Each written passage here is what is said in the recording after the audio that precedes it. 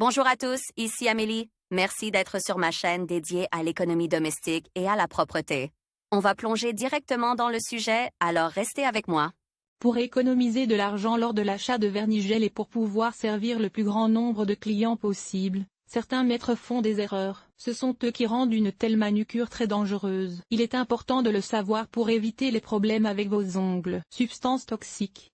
Le gel professionnel ne contient pas de substances toxiques pouvant pénétrer dans la plaque de l'ongle. Il est donc possible de l'utiliser même pendant la grossesse et l'allaitement. En même temps, si le maître a décidé d'économiser de l'argent et d'acheter un matériau bon marché pour la manucure ou sa correction, alors cette laque peut être dangereuse. En effet, les laques en gel bon marché contiennent du formaldéhyde. Dans l'industrie chimique, le formaldéhyde est un composant important dans la fabrication des plastiques, du caoutchouc, de la mousse plastique, des panneaux d'agglomérés et du contreplaqué. En tant qu'agent antiseptique et antimicrobien de haute qualité, il est utilisé pour préserver les biomatériaux dans les centres médicaux et des morgues. Les additifs contenus dans les gels bon marché peuvent être des résines, des solvants et des plastifiants. Ils sont plus toxiques que le formaldéhyde. En interaction régulière avec la plaque de l'ongle, ces substances contribuent à la fissuration des ongles, au jaunissement et à la sécheresse. Il est donc nécessaire de surveiller attentivement le type de gel pour ongles utilisé par le maître. S'il est produit dans la Fédération de Russie,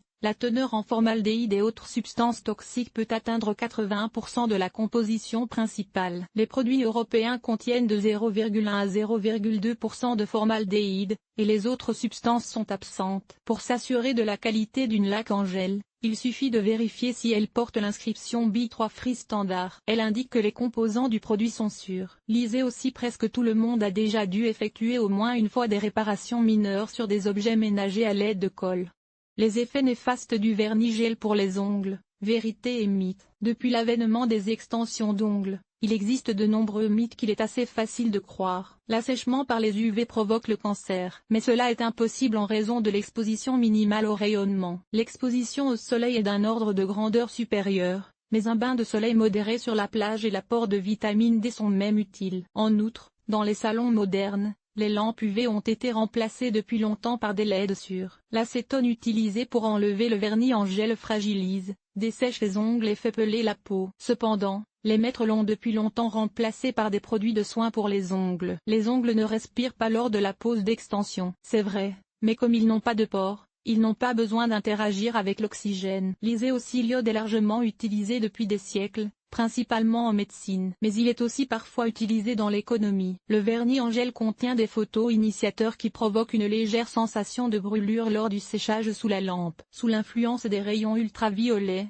le matériau de modelage devient résistant. Ces substances ne sont pas nocives. Par conséquent, si la sensation de brûlure est intense, vous devez retirer vos doigts de la lampe pendant quelques minutes, puis les ramener. Cela réduit considérablement le niveau de douleur. Toutefois, si le spécialiste exagère l'ablation de la couche supérieure de l'ongle, la douleur peut en être le signe. Le maître peut commettre une erreur dans les cas suivants. Faire une manucure profonde avec ablation complète de la cuticule et distribution de gel sous celle-ci.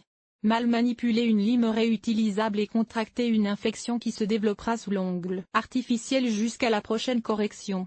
Polir la partie racine de l'ongle avec force, en enlevant la couche excédentaire, ce qui entraînera des fissures profondes à partir de la base. Lisez aussi les champignons sur les ongles des pieds sont très fréquents aujourd'hui en raison de l'utilisation massive des bains, des saunas et des piscines. Éliminez. Dans ce cas, il suffit de changer de salon et de maître. Les conséquences négatives de l'utilisation d'un vernis en gel peuvent également se manifester dans le cas d'une manucure surpeinte. Par conséquent, la correction doit être effectuée à temps, ainsi que tous les 6 mois pour donner à vos ongles le temps de récupérer. Pour marcher avec une manucure naturelle 2 à 3 mois. Pendant cette période, vous pouvez renforcer la plaque de l'ongle à l'aide de produits de soins spéciaux.